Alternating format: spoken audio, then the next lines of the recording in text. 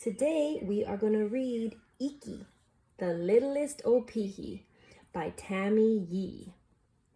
This is an underwater adventure about Iki, the littlest Opihi. Here we go. Once upon a time, on a rocky shore in Hawaii, there lived a crowd of seashells. Twice a day, the tiny snails would crawl along the ocean's edge, following the gentle push and pull of the tide. Round Pipipi, as black as lava, and speckled gray Pupukolea dotted the surf-swept shore.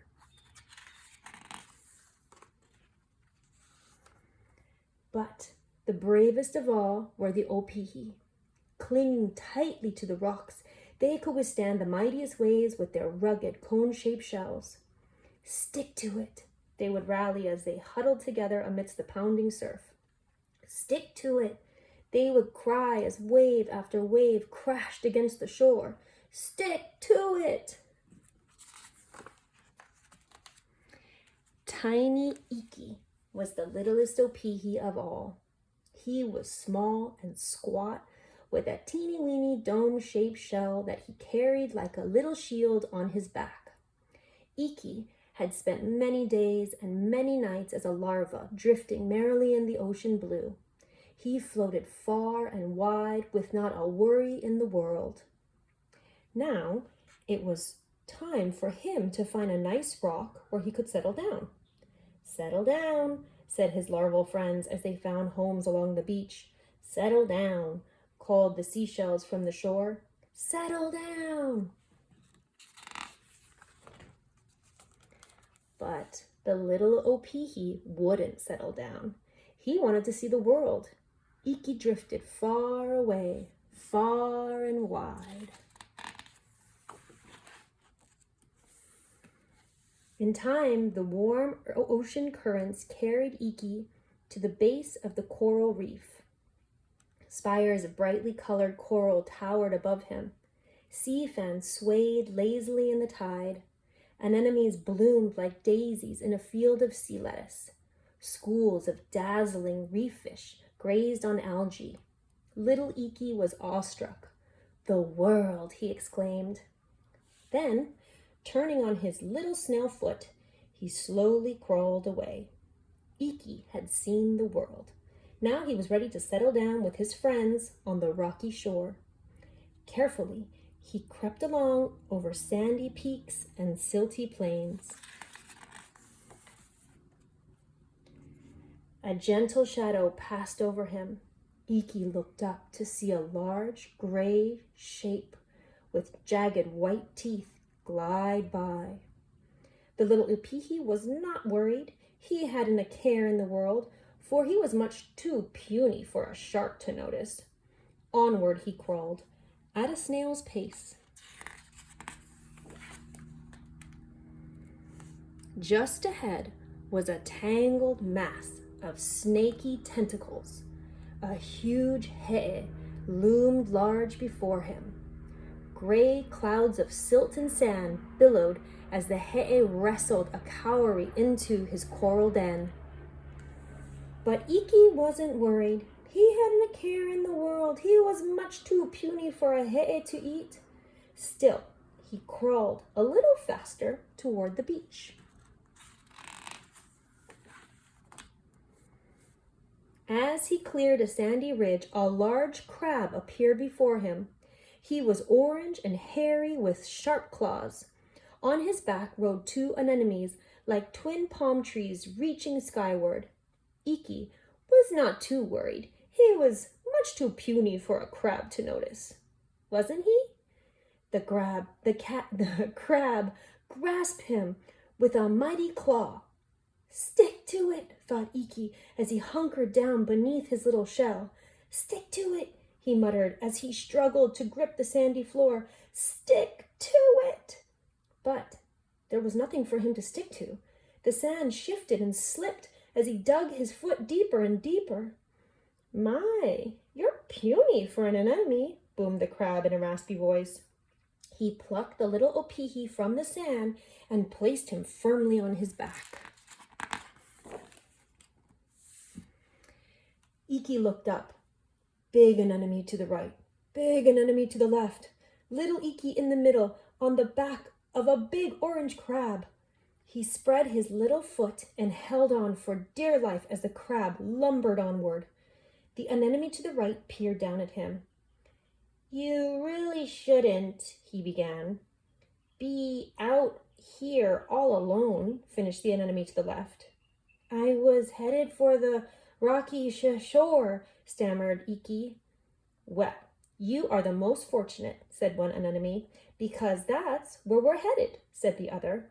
Stick to it and enjoy the ride, they said. Iki had a wonderful time atop the great crab's back.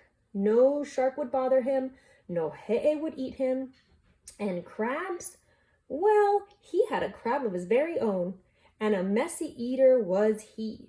Little Iki and the anemones had plenty to eat. The anemones were very nice. They too had seen the world and had many fine stories to share. When the crab reached the tide pools, little Iki let go and tumbled gently off the crab's great shell. Goodbye, goodbye, called the anemones as the crab climbed away. Little Iki found a spot on a rock amidst a cluster of opihi. He settled down beneath the thundering waves and held on tight. Twice a day, he and the other opihis would follow the ebb and flow of the surging tide. Sometimes the other opihi would whisper amongst themselves. He's a wanderer, they would say. He'll never stick to it. Iki ignored them. One day, an opihi picker came to the rock with a sharp knife. He used the knife to pray the shells from the rock and then placed the shells into a bag. The picker held on tight as treacherous waves crashed nearby.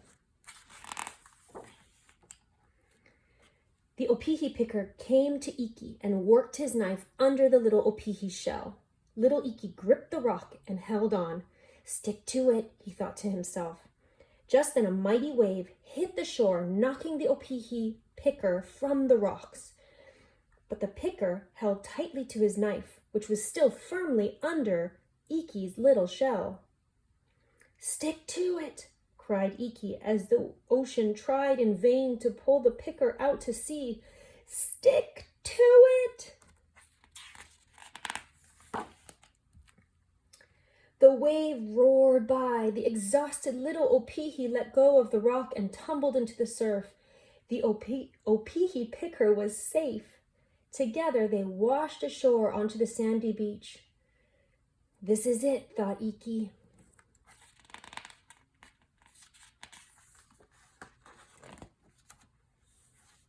The picker stooped down to pick up the tiny shell. Little Iki lay in the palm of his hand, his little shell chipped along the edge. But instead of placing Iki in his bag, he placed the little opihi back upon the rocks. Then he opened his bag and released all the opihi. You saved my life, said the picker, as he turned to walk away. You must be my aumakua.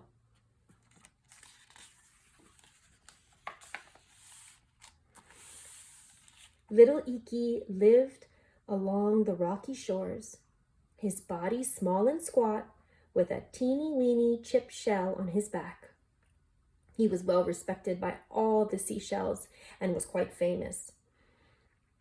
Every larva in the ocean blue knew the story of Iki, the sticky little opihi. Little Iki stuck to it, and what a ride it was. This book has a wonderful glossary at the end here for aumakua, which is an ancient family or personal god. Hawaii nei means, this belonged to Hawaii. It happened Hawaii here in Hawaii. He'e is an octopus.